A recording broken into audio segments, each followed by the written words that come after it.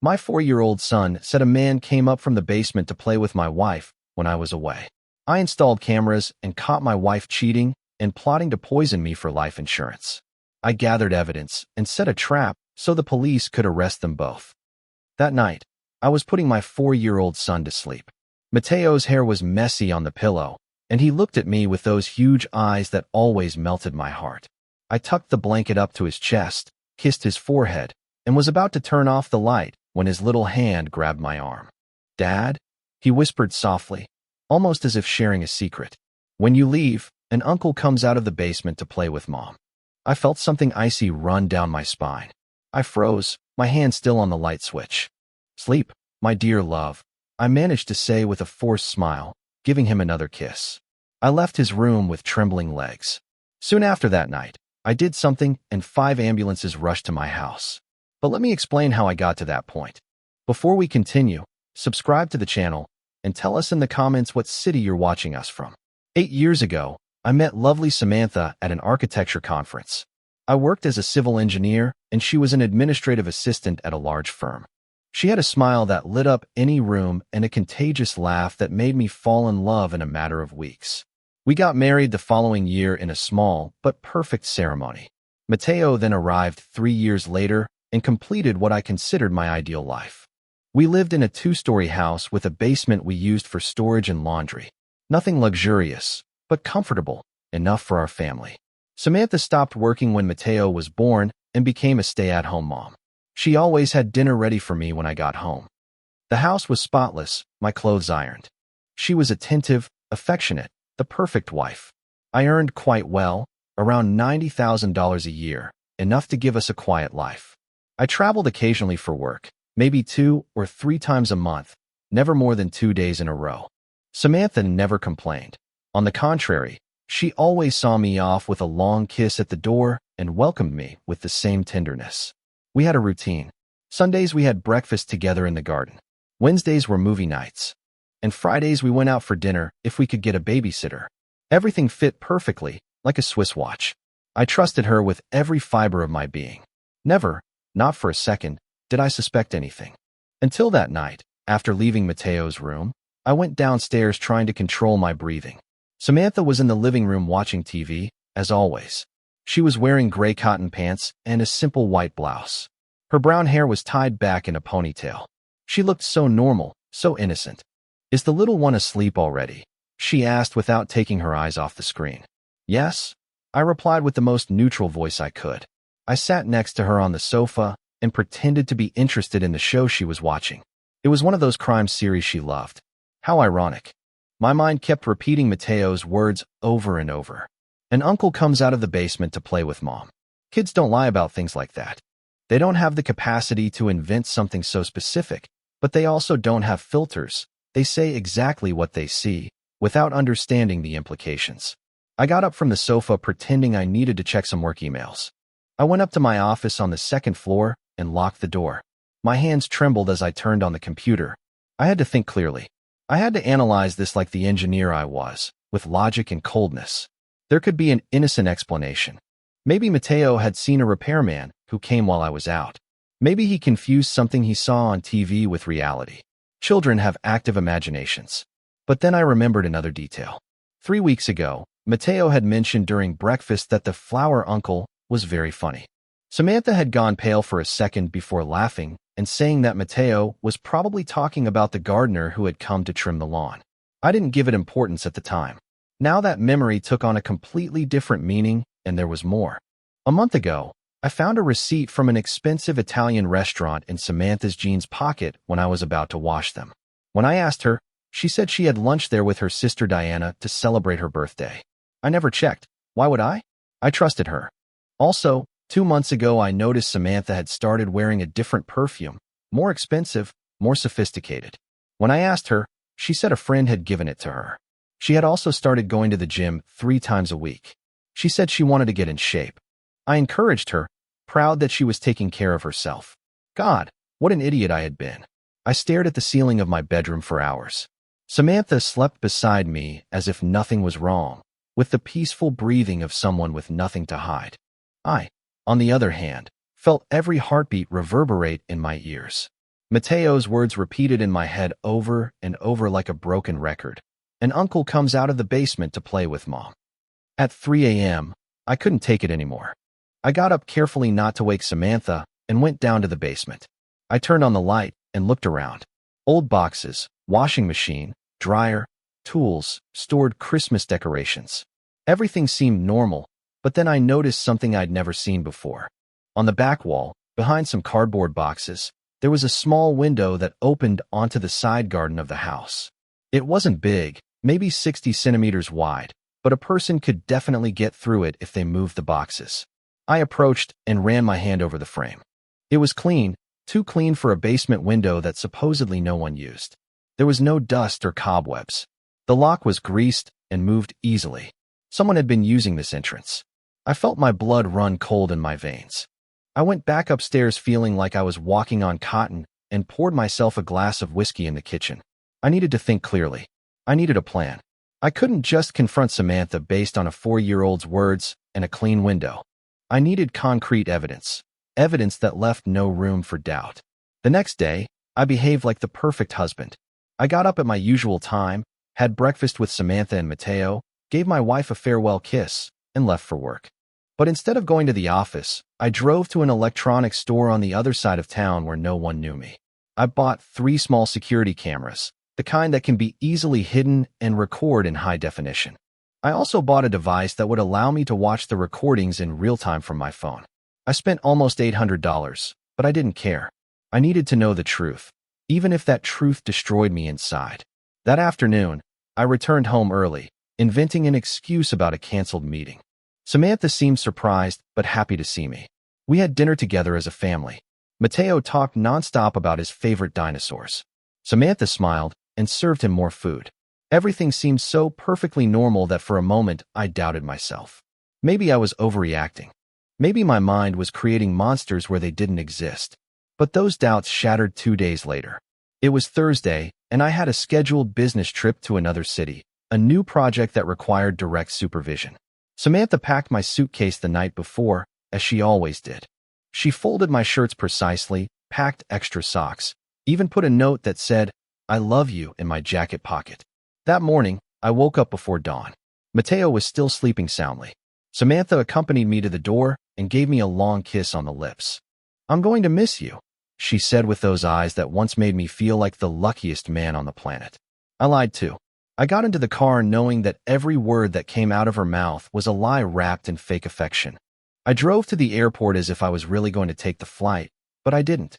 Instead, I booked a room in a hotel 20 minutes from my house, a discreet place where no one knew me.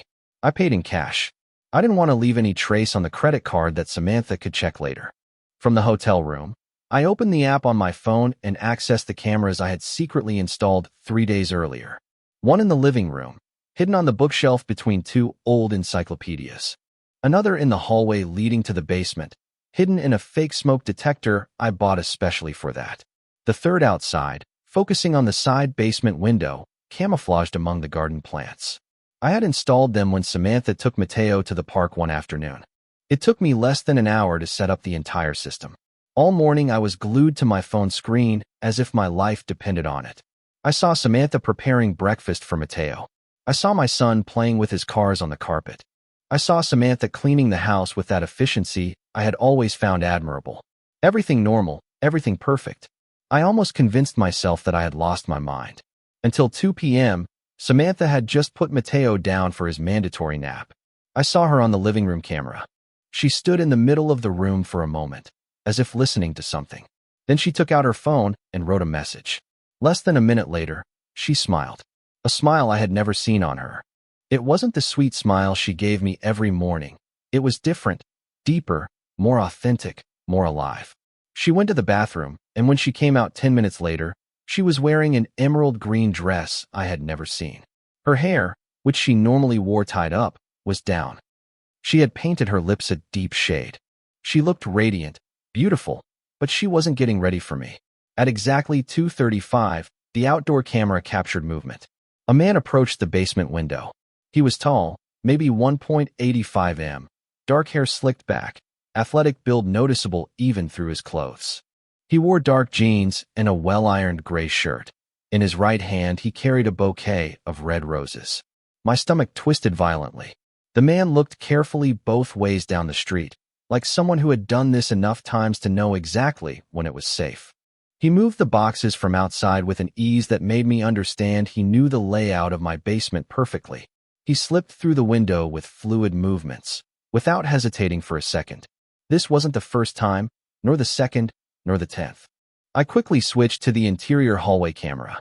My hand trembled so much I almost dropped the phone. Seconds later, I saw him coming up the basement stairs, and there was Samantha waiting for him at the top. My wife, my son's mother, the woman with whom I had built a life for 8 years, threw herself into his arms like a teenage girl in love. They kissed with a wild passion that pierced my chest like a bullet. It was a hungry kiss, desperate, real. He handed her the roses, and she smelled them, closing her eyes as if that gesture was the most romantic thing in the world. She laughed. God, how she laughed. A genuine laugh, full of a happiness she had never shown me. She took his hand and led him to the living room. I wanted to close the app. I wanted to throw the phone against the wall, but I couldn't tear my eyes from the screen. I needed to see everything. I needed this to hurt so much that I could never forget it. They sat on the sofa, my sofa, where I watched TV every night, where I played with Mateo on weekends. The man put his arm around her, and she rested her head on his shoulder. They talked, though I couldn't hear what they were saying because the cameras had no audio, but I could read their expressions. I could see how she looked at him with admiration, with desire, with love. After a few minutes, Samantha got up and went to the kitchen. She came back with 2 glasses of wine. My wine, an expensive bottle I had been saving for a special occasion. They toasted, kissed again. And then something happened that chilled my blood more than everything before. The man took out his phone and showed Samantha something. She leaned in to see better. Her expression changed. She became serious, nodded several times. The man pointed at the screen as he spoke. Samantha bit her lower lip, that gesture she made when she was concentrated or worried. Then he put away his phone and she smiled again. But this time the smile was different. It was a complicit smile, a smile of 2 people who share a secret, a plan. I recorded everything, every second, every angle. I sat there in that hotel room, watching my marriage be a lie. The man stayed until 5:30 p.m., enough time before I would normally return from work. At 5:20, Samantha checked her watch. She said something to him. He nodded. They kissed one last time, long and deep. Then she accompanied him back to the basement. I saw him leave through the window, rearrange the boxes from outside, walk away with his hands in his pockets as if he had just taken a casual stroll around the neighborhood. Samantha came up from the basement, took off her green dress, and put on her normal house clothes again. She put away the wine glasses, threw the roses into a vase she placed in her bedroom, not in the living room where I could see them. Then she went to wake Mateo from his nap. When she picked him up and hugged him, I felt a surge of fury so intense that I had to breathe deeply not to scream. That woman was using our son as a perfect alibi. Mateo was the innocent witness who, unknowingly, had revealed the truth to me. I turned off the app and threw myself on the hotel bed, staring at the white, cracked ceiling. I could have collapsed, I could have cried, I could have driven back home and made a scene, but I didn't because at that moment something inside me changed. Sadness turned into something colder, more calculated. If Samantha was playing a game, then I would play too, but I would play better. I'm an engineer. I solve complex problems for money. And this was simply another problem that needed a solution, a permanent solution. I spent the rest of that afternoon in the hotel researching on my laptop. I searched social media, checked old photos of Samantha, and finally found him. Fernando, a childhood friend of Samantha's. They appeared together in photos from 15 years ago. High school graduation, birthday parties, always close to each other. Samantha had told me about him once or twice, mentioning him as an old friend she had lost contact with. Another lie. I looked up his profile. He worked as a personal trainer at a gym on the other side of town, the same gym Samantha had started going to 2 months ago. Of course, everything fit perfectly. The puzzle pieces clicked into place one by one before my eyes. The next day, I returned home pretending my trip had been successful. I arrived with a tired smile and a hug for Mateo. Samantha greeted me with a kiss and asked how it went. Excellent, I lied. The project is going great. I think we're going to get a bonus this quarter. She smiled excitedly. How wonderful, love. I knew you'd make it. We had dinner as a family. We talked about Mateo's day, about a juice stain he'd made on his shirt, about the park, about the weather. All so normal, so domestic, so fake. I went to sleep that night next to a stranger, because that's what Samantha was to me now, a complete stranger wearing my wife's mask. But I could wear masks too, and mine would be impenetrable. For the next few days, I acted like the perfect husband. I brought flowers home one Wednesday for no special reason. Samantha seemed genuinely surprised and happy. What a good actress she was. I invited her to dinner at her favorite restaurant on Friday. I hired our neighbor Diana to watch Mateo. That night, I told Samantha she looked beautiful, and I meant it. She had put on a cream-colored dress and carefully done her makeup, probably thinking of Fernando while getting ready for me. We ate pasta, drank wine, talked about our dreams, about maybe having another child, about remodeling the kitchen, about a beach vacation next summer. Every word that came out of her mouth was poison disguised as honey. And I smiled, nodded, held her hand across the table, because while she thought she had me fooled, I was building my strategy, brick by brick, lie by lie. The following Monday, I called my best friend, Enrique. I'd known him since college. He was a lawyer specializing in divorces and civil cases. We met in his office at lunchtime. I need your help, I told him, closing the door behind me. And I need everything I'm about to tell you to stay between us. Enrique frowned, but nodded. You know you can trust me, Daniel. What happened?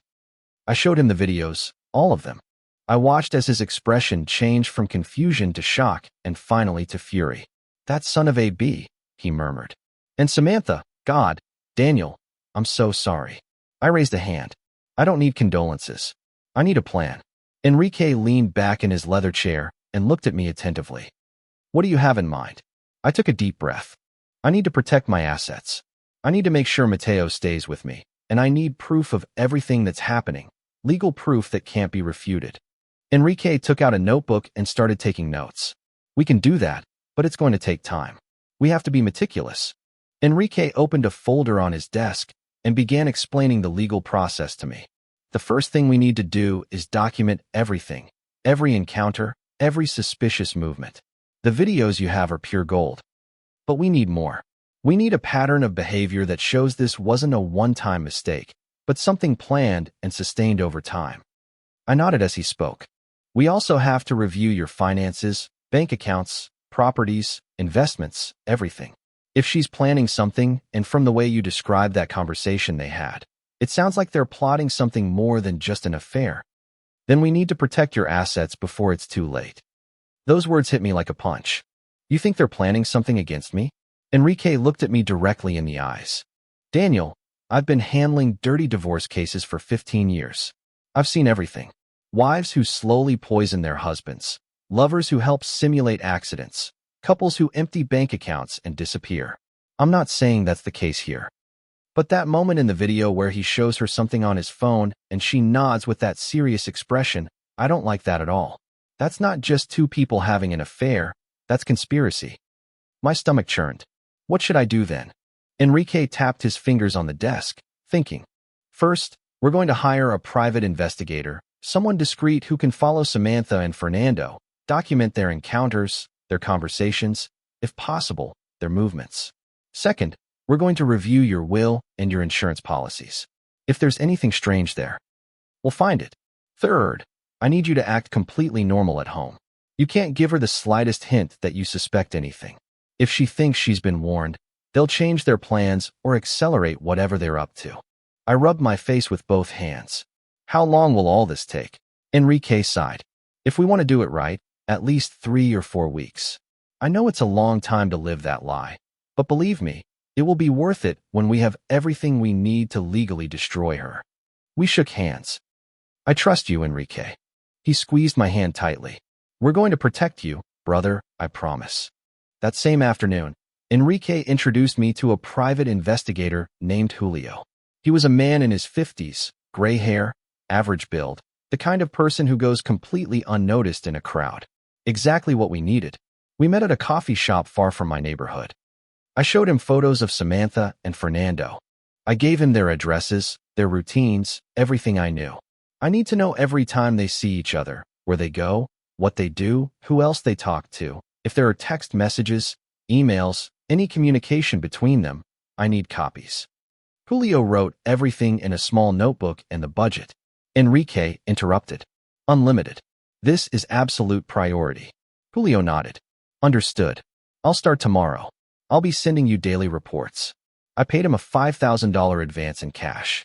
Money from a personal account that Samantha didn't know about, an account I had opened years ago for emergencies. I never thought the emergency would be my own marriage. The following days were mental torture. Every morning I woke up next to Samantha and had to pretend everything was fine. We had breakfast together. She asked me about my work. I asked her about her plans for the day. She always had perfect answers. I'm going to take Mateo to the park. I have to go to the supermarket. I'm going to the gym in the afternoon. Every word was probably a lie or a half-truth. Julio's reports started coming in. The first day confirmed what I already knew. Fernando arrived at my house at 2:30 p.m., entered through the basement window, left at 5:20 p.m. The second day was different. Samantha left home at 10 a.m. after dropping Mateo off with Diana, saying she was going to the supermarket, but instead she drove to a cafe downtown. Fernando was already waiting for her. They sat at a secluded table. They talked for almost 2 hours. Julio managed to sit nearby and capture parts of the conversation with a directional microphone. He sent me the audio that night. Listening to that recording was like getting stabbed over and over. Samantha's voice sounded lively, excited. Just a few more months, love. We have to be patient. Fernando's voice replied in a low but clear tone. I know, but I hate having to hide. I hate that you have to go back to him every night. Samantha laughed. It's not forever. Soon everything will be settled, and we'll be able to be together openly with the insurance money. We'll be able to start over, maybe in another country, maybe at the beach like we always dreamed. Fernando said something that wasn't clearly heard on the recording. Then Samantha continued. Enrique is handling everything. He says it has to look completely natural. An accident, nothing that could raise suspicion. My blood ran cold. Enrique, they were talking about someone named Enrique, but it couldn't be my Enrique. It had to be someone else. I kept listening. Fernando asked, and are you sure it's going to work? I don't want you to end up in prison. Samantha replied confidently. I'm sure. I've been researching for months. The pills I'm putting in his coffee every morning are undetectable. Slowly they're weakening his heart. In a few more weeks, when he has the heart attack, it will seem completely natural. A 46-year-old man with work stress. I had to stop the audio. I got out of the car where I was listening in a shopping mall parking lot and vomited behind a dumpster. Samantha was slowly, systematically poisoning me with the intention of killing me and collecting my life insurance. I mentally reviewed the last few months, the headaches I had been having, the constant fatigue I had attributed to work stress, the occasional palpitations, the dizziness. Everything made sense. Now it wasn't stress, it was poison. My hands trembled as I got back in the car. I finished listening to the audio. They talked about the insurance policies, millions of dollars that Samantha would collect as a beneficiary. They talked about selling the house quickly after my death, about moving to Costa Rica, where the money would go further, about giving Mateo a better life, Samantha said with a shamelessness that made my teeth grind. They were planning to rob my son of his father and call it a better life. I called Enrique immediately. I need to see you now. It's urgent. We met in his office 30 minutes later. I showed him the audio. I watched as his face went from curiosity to total alarm. My God, Daniel, this is attempted murder. We have to go to the police right now. I raised a hand to stop him. No, not yet. Enrique looked at me as if I had lost my mind. What are you talking about? This woman is poisoning you. Every day that passes is a risk to your life. I took a deep breath, trying to calm my own panic. I know, but if we go to the police now with just this audio, she'll deny everything. She'll say it's a conversation taken out of context, that they were talking about a movie or a book. We need more. We need physical evidence of the poison. We need to prove that it's actually in my system. And we need to catch her in the act. Enrique ran his hands through his hair, clearly frustrated. Are you playing with fire, brother? I looked at him steadily. She already played with fire. Now I'm going to control the fire. That night, I arrived home later than usual. Samantha was in the kitchen preparing dinner. She greeted me with a smile and a kiss on the cheek. You're late, love. Is everything all right? I smiled. Last-minute meeting. You know how it is. She nodded understandingly. I made your favorite. baked chicken with potatoes. During dinner, I watched her. The way she cut Mateo's food, the way she served me water, the way she smiled when our son told some nonsensical story about his day. She was so natural, so maternal, so perfect, and so absolutely fake. After putting Mateo to bed, Samantha and I sat in the living room to watch TV as usual. She rested her head on my shoulder. "I love you," she said softly. I felt bile rise in my throat, but I managed to reply, "I love you too." The words tasted like ashes in my mouth. I went to sleep that night knowing that the woman next to me wanted me dead, but also knowing that I was smarter than her, more patient, more calculating, and that when it was all over, she would wish she had never tried to play this game with me. The next day, I took action. Before Samantha woke up, I emptied my morning coffee cup into the sink when she wasn't looking and pretended to drink it. I did the same with any drink or food she personally prepared for me. I started taking my own lunch to work in a sealed thermos. I told her I was trying to eat healthier and save money. She seemed proud of my initiative. What irony. I also scheduled an appointment with a private doctor out of town, a specialist Enrique knew and trusted. I explained the situation, and he ran comprehensive blood tests. The results arrived 3 days later. Presence of digitalis in my system, a heart medication that in small, constant doses can simulate a natural heart attack. Exactly what Samantha had described in her conversation with Fernando. The doctor prescribed me a chelating agent to clean my system and warned me to be very careful. "Sir, this is very serious. You should report it to the authorities." I thanked him but asked for discretion. "I'll handle it. I just need these results documented and signed." He agreed, though clearly not happy with my decision. With the medical results in hand, I had irrefutable proof that Samantha was poisoning me. But Enrique was right about one thing. We needed more. We needed evidence of where she was getting the poison, how she was administering it. And most importantly, we needed to prove the complete conspiracy between her and Fernando. It wasn't enough to destroy only her. Both had to pay. Over the next few days, Julio intensified surveillance. He installed a GPS tracker in Samantha's car, bugged her cell phone with specialized software that allowed him to see all her messages, calls, and locations in real time, all legal under the circumstances, because technically I was a co-owner of the vehicle and the phone line was in my name. The discoveries were devastating but useful. Samantha and Fernando texted each other every day. Messages she deleted immediately after reading them, but which Julio captured before they disappeared. "Good morning, my love. Another day closer to our freedom. I miss you. I hate pretending I'm happy with him. Last night, I almost vomited when he touched me. I only think of you." Each message was a dagger in my chest, but I saved them all. Evidence, ammunition, future justice. The GPS tracker revealed an interesting pattern. Twice a week, on Tuesdays and Thursdays, Samantha drove to a pharmacy in a remote neighborhood. Not the pharmacy near our house where we always went, but one 40 minutes away. Julio investigated and discovered that the pharmacist there had a history of selling controlled medications without a prescription. Perfect. Samantha was buying the digitalis there. Enrique immediately contacted a police detective he had worked with before on other cases. We explained the situation. The detective, a man named Ramiro, in his 50s with a face that had seen too much in his career, listened to everything carefully. "This is big," he finally said. "Premeditated attempted murder, conspiracy, insurance fraud. We're talking decades in prison, if we manage to prove it correctly."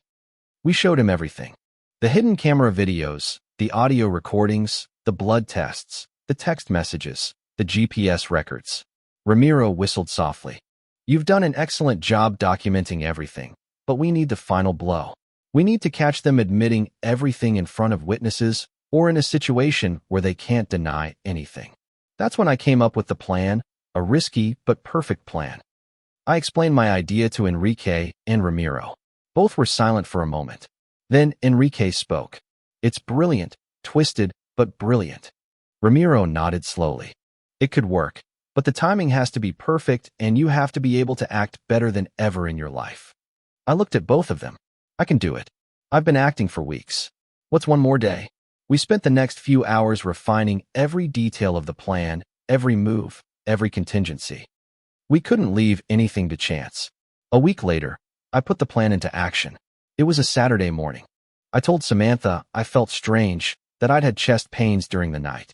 She immediately showed concern on her face, but I could see a different gleam in her eyes. Anticipation. Hope that her plan was finally working. "Love, we should take you to the doctor," she said, taking my hand. I gently pulled it away. "No, I'm fine. It's probably just stress. I've had a lot of pressure at work lately." I insisted it was nothing serious. She didn't push too hard. Of course not. The last thing she wanted was for a doctor to examine me and discover the poison in my system. Throughout the weekend, I acted as if I was slowly deteriorating. I complained of fatigue, occasional dizziness, lack of appetite.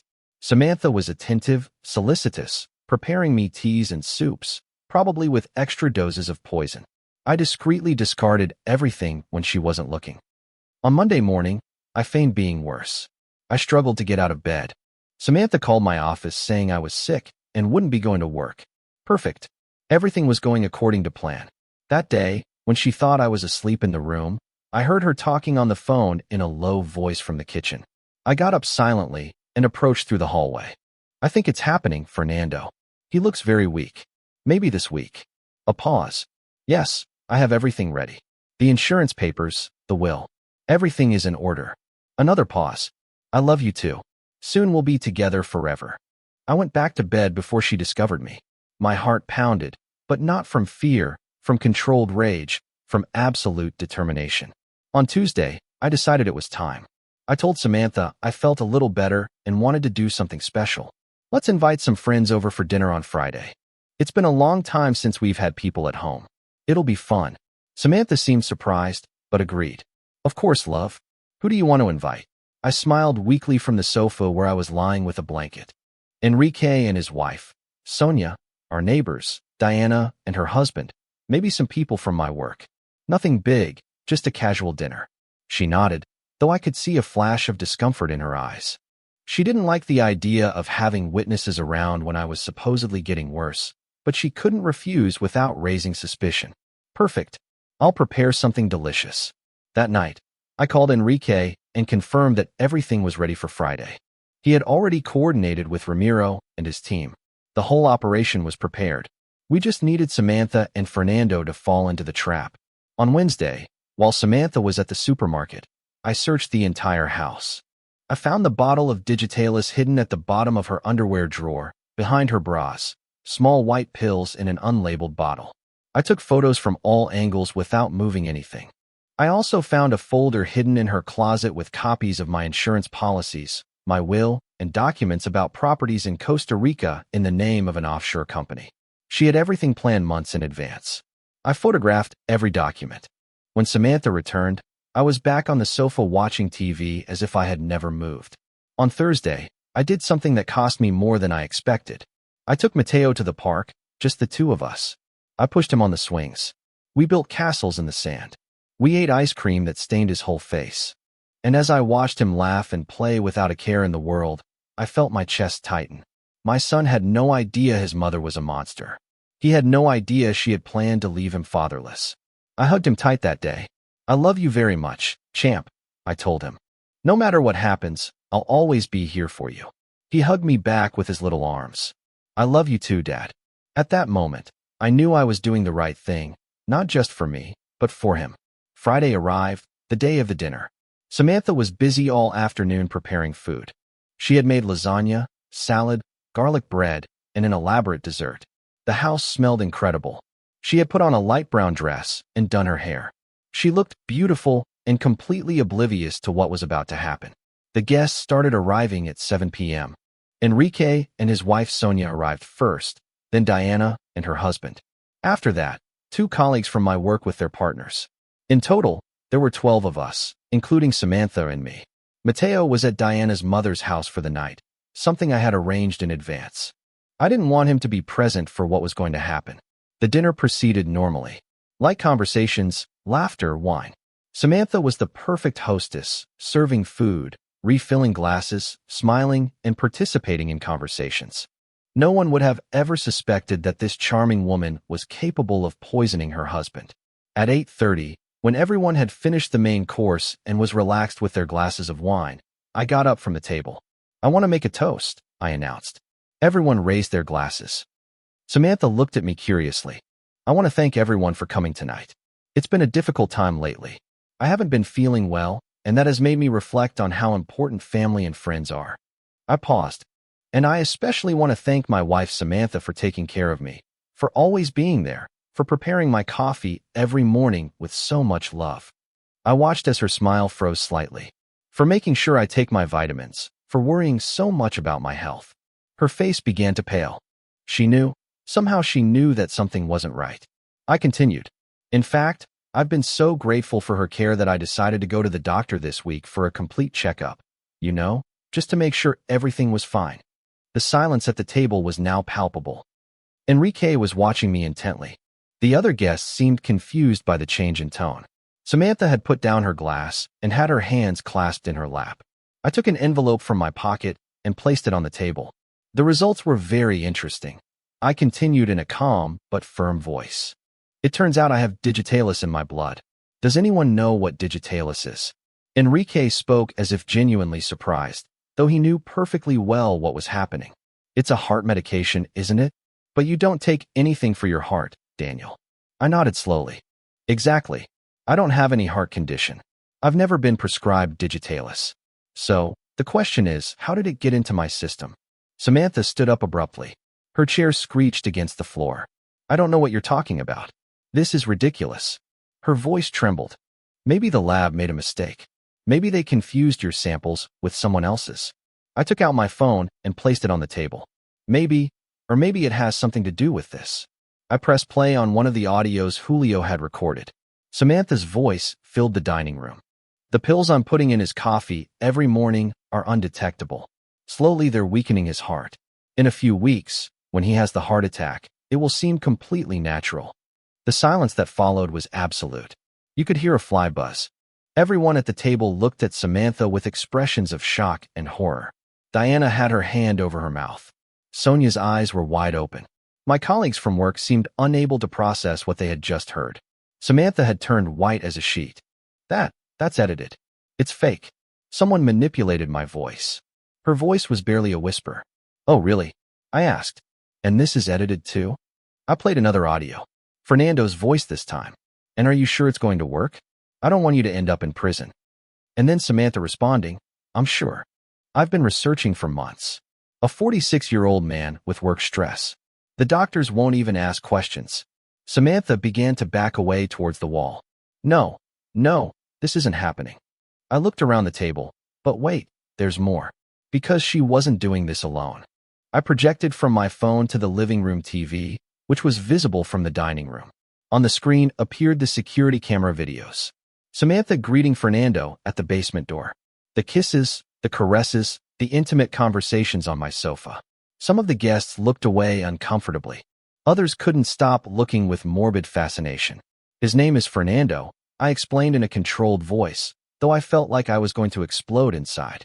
Samantha's childhood friend, also her lover for the last 6 months, and her accomplice in a plan to murder me and collect $2 million from my life insurance. Samantha had slid down the wall until she was sitting on the floor. Tears streamed down her cheeks. Daniel, please, can we talk about this? Alone, not in front of everyone. I laughed. A bitter, humorless laugh. Talk. How you talked with Fernando about killing me. How you talked about moving to Costa Rica with my money.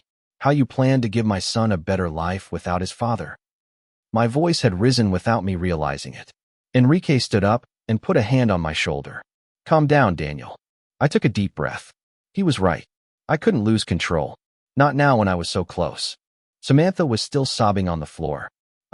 I'm sorry, I didn't mean to. He convinced me. He told me it was the only way to be happy. I loved you once, Daniel, I swear. But something changed. I changed. And when I reconnected with Fernando, it was like coming back to life. He made me feel special. He made me feel young again. He made me feel alive. Her words hurt me more than I expected, but I wasn't going to let her see me weak. And the solution was to slowly poison me, to make me suffer for months while you pretended to care about me. She looked up.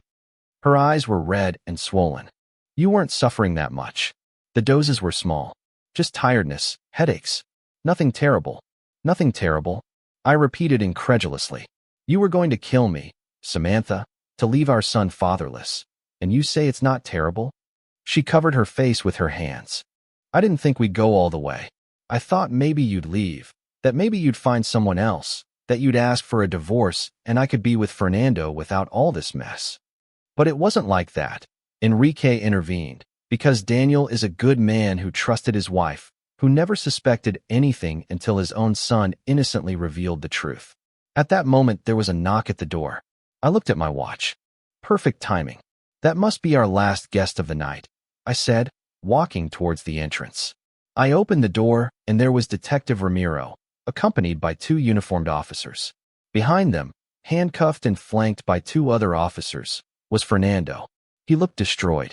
When his eyes met Samantha's across the dining room, I saw all hope abandon her face. Ramiro entered, showing his badge. Good evening. I'm Detective Ramiro Gutierrez. I have an arrest warrant for Samantha Morales for attempted murder, conspiracy to commit fraud, and other related charges. The guests got up from their chairs. Some moved aside to make room for the officers. Diana had tears in her eyes.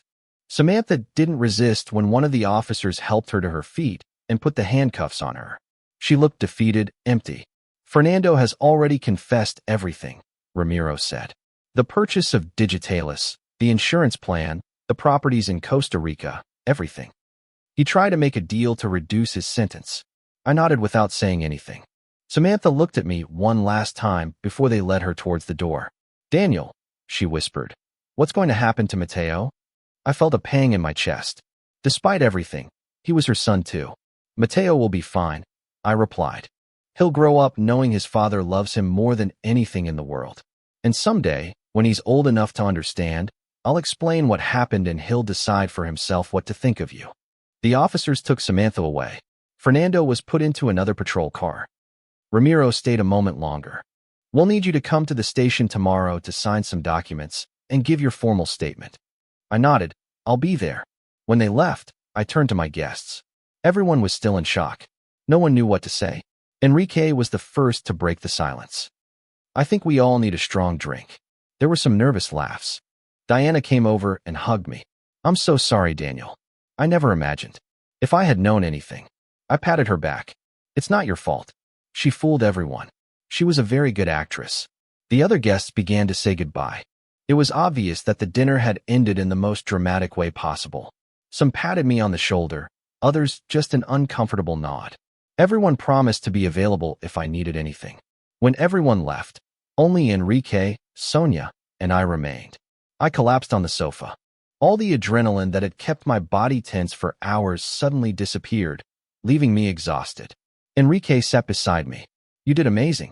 You acted perfectly, and now you have all the witnesses you need. There's no way she can save herself from this. Sonia took my hand.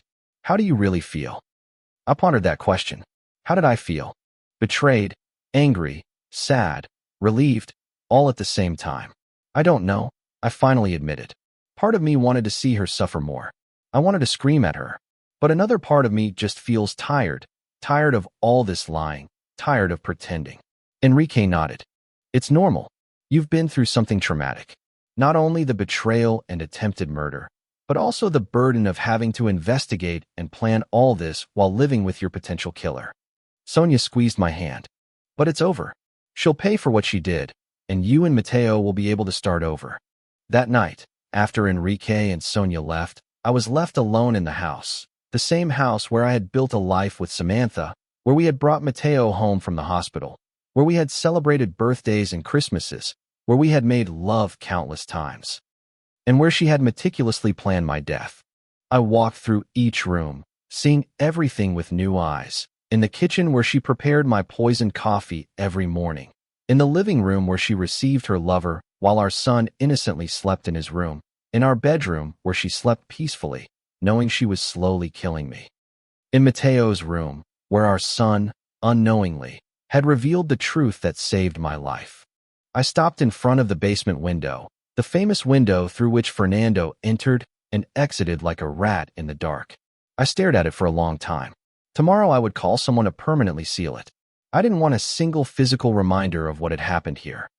I went up to my room and lay in bed. For the first time in weeks, I wasn't afraid to fall asleep. I didn't have to worry if I would wake up the next day. I closed my eyes and let exhaustion overcome me.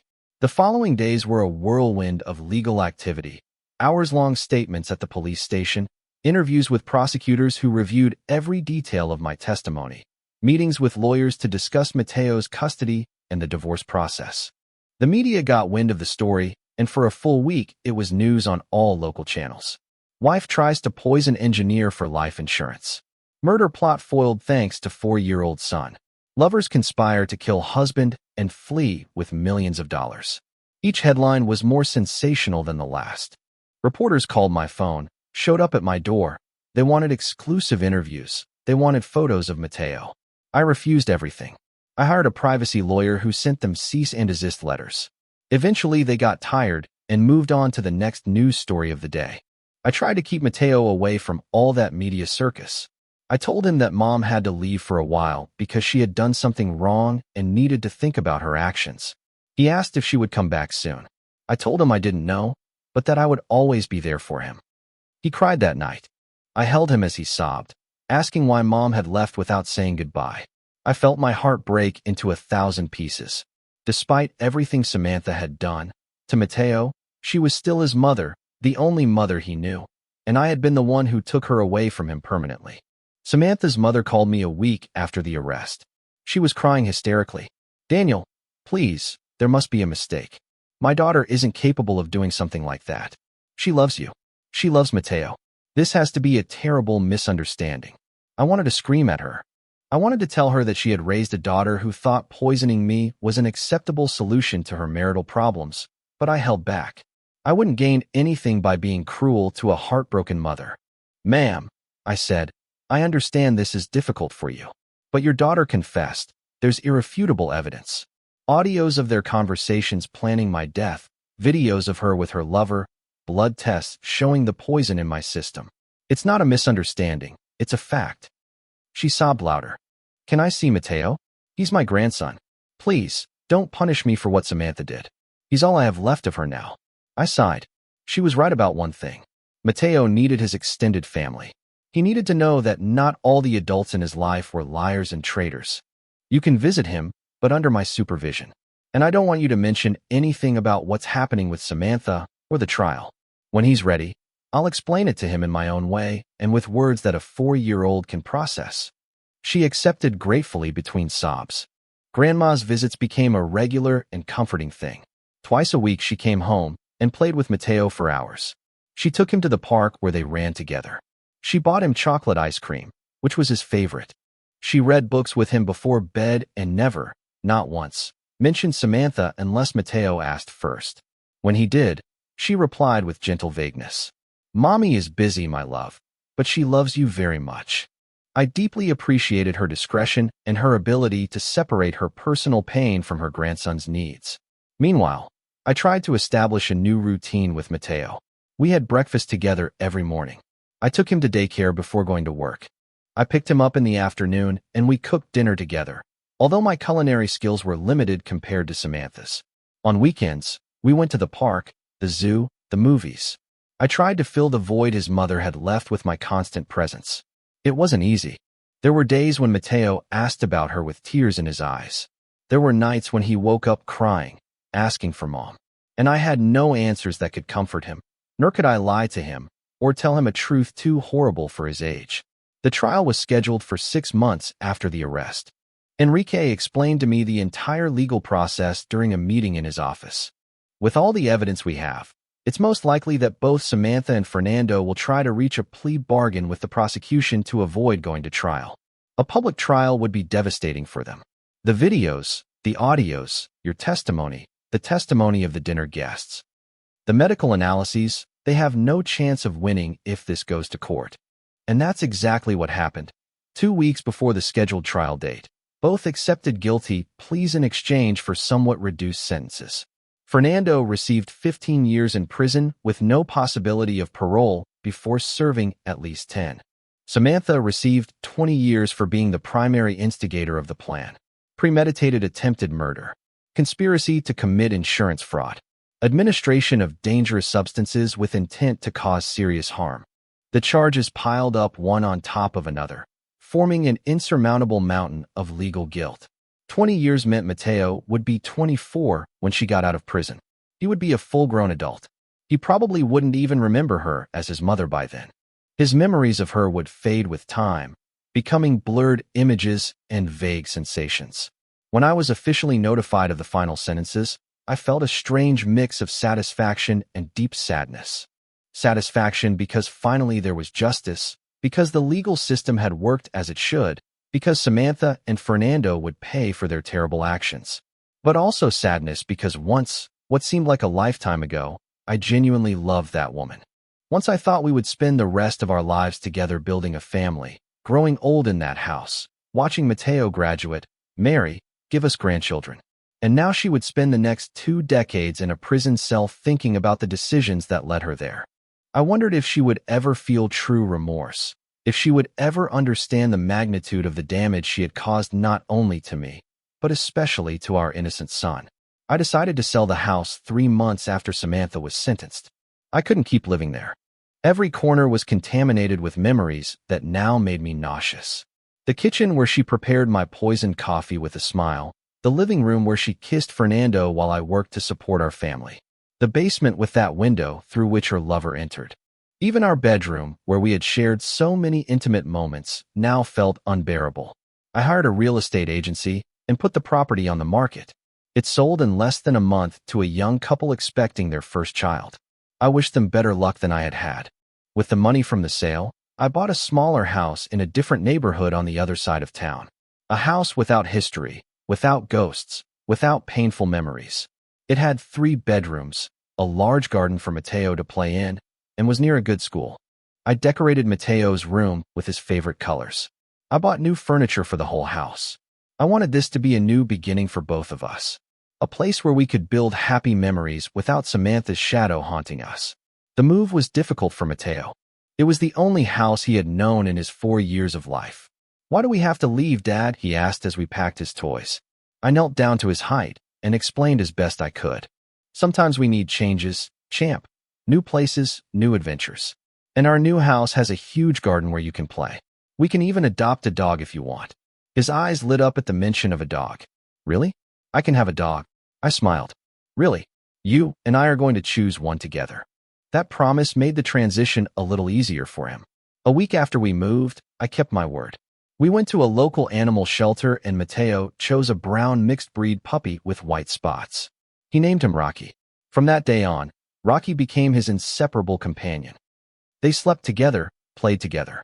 And more importantly, Rocky filled an emotional void that I alone couldn't fill. Seeing Mateo laugh as Rocky licked his face reminded me why I had fought so hard, why I had endured weeks of living with my potential killer while gathering evidence, why I had orchestrated that dramatic dinner instead of simply going to the police from the beginning. Everything had been for him, to give him a safe life, to protect him. The months passed, and slowly we established a new routine. I had reduced my work hours and turned down several projects that required travel. I wanted to be present for Mateo as much as possible. We had breakfast together every morning, pancakes on Sundays, cereal on school days. I took him to kindergarten and picked him up every afternoon. We did homework together at the kitchen table. Well, he colored while I checked work emails. We always had dinner together. My cooking skills improved out of necessity. I learned to make pasta, roasted chicken, homemade burgers. Nothing gourmet, but nutritious and made with love. Weekends were for us. Parks, movies, visits to science museums that fascinated him. Grandma still came twice a week, and that gave him stability. Slowly I saw Mateo begin to heal. He asked less about Samantha, smiled more. His night terrors gradually decreased until they almost completely disappeared. 6 months after the sentencing, I received a letter. It was from Samantha. She wrote from prison. My first instinct was to tear it up without reading it. I didn't want to know anything about her. I didn't want her excuses or her pleas, but curiosity won out. I opened it and read. Her handwriting was the same as always, elegant and careful. "Dear Daniel," it began. "I know I have no right to write to you. I know I don't deserve your attention or your time, but there are things I need to say, if only to get them off my chest. First, I'm sorry. I know those words are insufficient and inadequate for what I did, but they are all I have. I'm sorry for betraying you. I'm sorry for trying to take your life. I'm sorry for destroying our family. I'm sorry for the harm I caused Mateo. Second, I want you to know that Fernando and I are over. I hate him now as much as you probably hate me. In the solitude of my cell, I've had a lot of time to think, to understand that what I felt for him wasn't real love, but an escapist fantasy. A cowardly way to flee from a life I had built but no longer appreciated. Third, and most importantly, I ask you to take good care of our son. I know you will. You were always a better father than I was a mother. Please, tell him I love him, that I will always love him, and that everything I did, however twisted, in my distorted mind was to give him a better life. I know now that I was completely wrong. Lastly, I don't expect your forgiveness. I don't deserve it. I just hope that someday, when Mateo is older and understands what happened, he can find some compassion in his heart. Not for me, but for his own peace of mind. With eternal remorse, Samantha. I left the letter on the kitchen table and poured myself a whiskey. I read the words again. They were sincere. They seemed to come from a place of true repentance. But I also knew that Samantha was an excellent actress. She had played the role of perfect wife for months while systematically poisoning me. How could I trust anything she said now? I decided not to answer. I had nothing to say to her. The forgiveness she sought wasn't mine to give. Maybe someday Mateo would decide if he wanted to have some kind of relationship with her, but that would be his decision when he was old enough to make it. I put the letter in a box along with all the legal documents of the case. Someday, when Mateo was old enough to understand, I would give him access to everything.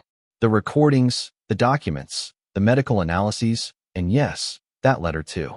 He deserved to know the whole truth when he was ready, not filtered or sweetened versions, the complete and uncensored truth. And then he could decide for himself what to think of the woman who brought him into the world, but who also tried to take away his father. A year after the arrest, I finally felt ready to start processing everything emotionally. I had been so busy surviving, protecting Mateo, handling legal matters, that I hadn't had time to truly feel the full impact of what I had lived. I started therapy with a psychologist specializing in trauma and betrayal. The first sessions were difficult. Talking about feelings of inadequacy, the paranoia I had developed, the constant fear during those weeks when I knew I was being poisoned but had to feign ignorance. The rage I still felt when I remembered the videos of Samantha with Fernando, the guilt I carried for having taken Mateo away from his mother, even though rationally I knew I had no choice. The doctor helped me process each of those emotions. He taught me techniques to manage the anxiety attacks that occasionally hit me. He reminded me that it was normal to feel loss even for someone who had tried to kill me. The human brain doesn't work with pure logic, he explained. You can hate someone and simultaneously miss the good times you shared. Both emotions can coexist. It doesn't make you weak, it makes you human. Slowly I began to feel better. The flashbacks diminished. I could sleep through the night without waking up in a panic. I started going out with friends again. I even considered the possibility of eventually, maybe in a few years, having a romantic relationship again. I wasn't ready yet. The idea of trusting someone like that again terrified me. But at least now I could imagine a future where it was possible. Enrique and his wife Sonia became a constant presence in our lives. We often had dinner together. They didn't have children, so they treated Mateo as if he were their nephew. I was immensely grateful for their unwavering support throughout the process. Without Enrique, I would probably be dead. Without both of them, the recovery process would have been infinitely more difficult and lonely. I also reconnected with old friends I had neglected during my marriage.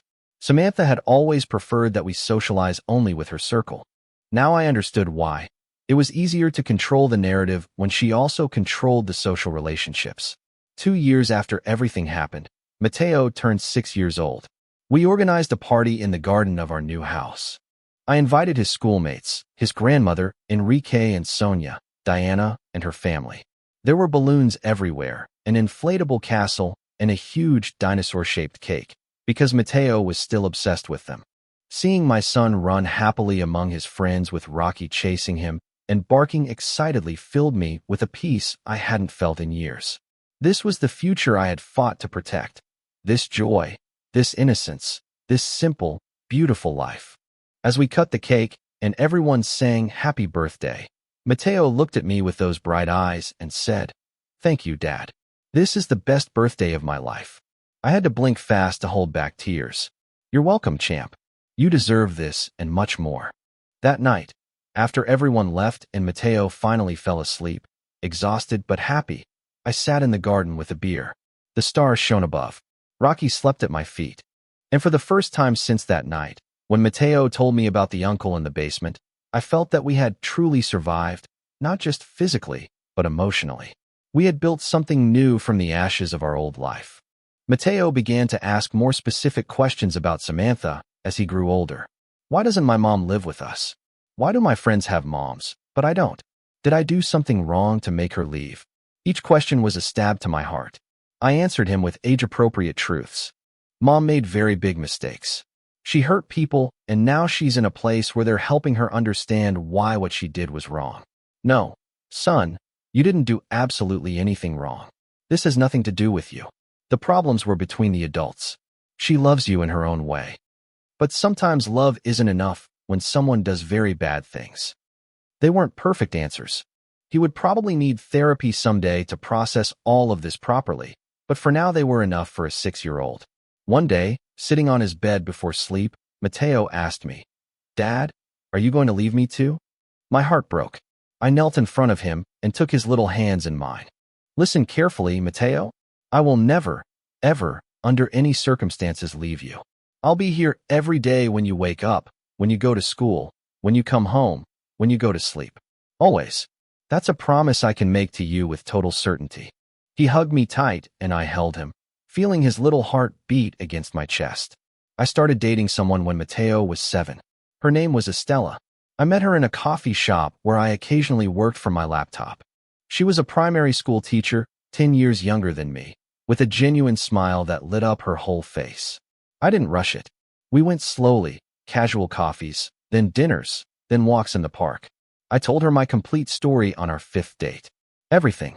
Samantha, Fernando, the poisoning, the plan, the dramatic dinner, the arrest. I expected her to run away.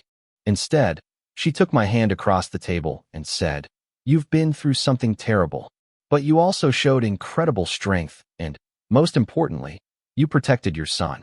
That says everything I need to know about what kind of man you are." That night I knew that maybe, just maybe, I could trust again. I introduced her to Mateo 6 months later. I was nervous like a teenager. What if they didn't get along? What if Mateo rejected her? What if she realized that dating a single dad was too complicated? But Estella was patient and genuine. She didn't try to force a connection. She simply was herself. She played with Rocky, asked Mateo about his favorite dinosaurs, taught him how to make origami. Slowly, naturally, she won his trust and affection. 2 years later, I proposed to Estella. I did it at home with Mateo present because he was part of this decision too. "Estella," I said, kneeling with the ring in hand while Mateo held a sign that said, "Say yes. You've given me back faith in love, in kindness, in the possibility of being happy once again. And more importantly, you've been incredible with Mateo. He adores you. I love you. Will you do us the honor of officially being part of our family?" She cried, nodded, and Mateo shouted excitedly, "She said yes, Dad. She said yes." We got married 6 months later in a small, intimate ceremony. Only close family and friends. Mateo was our ring bearer. Enrique was my best man. And when I said my vows looking into Estella's eyes, I felt that I was finally closing that dark chapter of my life. Samantha was still in prison. Fernando too. They would probably still be there for many more years. But they no longer had power over me. They no longer occupied space in my mind every day. They were simply part of my past, a painful part that had taught me valuable lessons about trust, intuition, and the importance of protecting what you love most. Mateo is now 10 years old. He's a bright, kind, energetic kid. He plays soccer, loves science, wants to be a veterinarian when he grows up to help animals like Rocky. Estella and I had a daughter a year ago. We named her Sophia. Mateo is the most protective and loving older brother you could imagine. He takes care of her as if she were the most precious thing in the world. We bought a bigger house to accommodate our growing family. I have a stable job that allows me to be present. Estella still teaches and loves what she does. We have dinner together every night. Sundays are for pancakes and family movies. We spend vacations at the beach building sandcastles. It's a simple, ordinary, and absolutely perfect life. Sometimes, when I'm alone, I think about everything that happened, about how close I was to dying, about how the innocent words of a 4-year-old saved my life, about the decisions I made to protect him. And I feel grateful. Grateful to be alive. Grateful to have Mateo. Grateful to have found Estella. Grateful to have a second chance at happiness. The last time I heard from Samantha was 6 months ago. Her mother informed me that she had requested a sentence reduction for good behavior. It was denied. She still has 14 more years in prison. Part of me felt satisfaction, the part that still carries some resentment for all the harm she caused. But most of me simply felt indifference. She made her decisions. Now she lives with the consequences. Mateo knows the whole story now. I told him when he turned 9 years old, adapting it so he could understand without traumatizing him. He cried, asked questions, processed the information in his own way. He asked me if he would ever want to see Samantha. I told him it was his decision, that when he was older, if he wanted to try to have some kind of relationship with her, I would support him. For now, he says he doesn't want to. He says Estella is his mom because she's the one who raised him, who takes care of him when he's sick, who goes to his soccer games, who helps him with his homework. And he's right. Motherhood isn't just biology, it's presence, it's love, it's consistency. This morning, as Mateo got ready for school and Sophia babbled in her high chair, and Estella prepared breakfast humming a song, I paused at the kitchen door just to observe this scene, this family, this life we built from the ruins. Rocky was lying under the table waiting for some food to fall. The sun came in through the window, illuminating everything with a golden light, and I realized something important. Samantha tried to destroy me. She almost succeeded, but in the end she failed because I was still here, stronger, wiser, surrounded by true love. And that was the best revenge possible. Not prison, not legal punishment, but this. Being genuinely happy, having survived and prospered, having protected my son and given him the life he deserves, having found love again when I thought I could never trust again. I walked into the kitchen, kissed Estella, ruffled Mateo's hair, tickled Sophia. "Good morning, family," I said. And they were. Good morning, good years, a good life. And all because one night, so many years ago, I paid attention when my 4-year-old son pointed to the basement and told me the truth that no one else dared to say.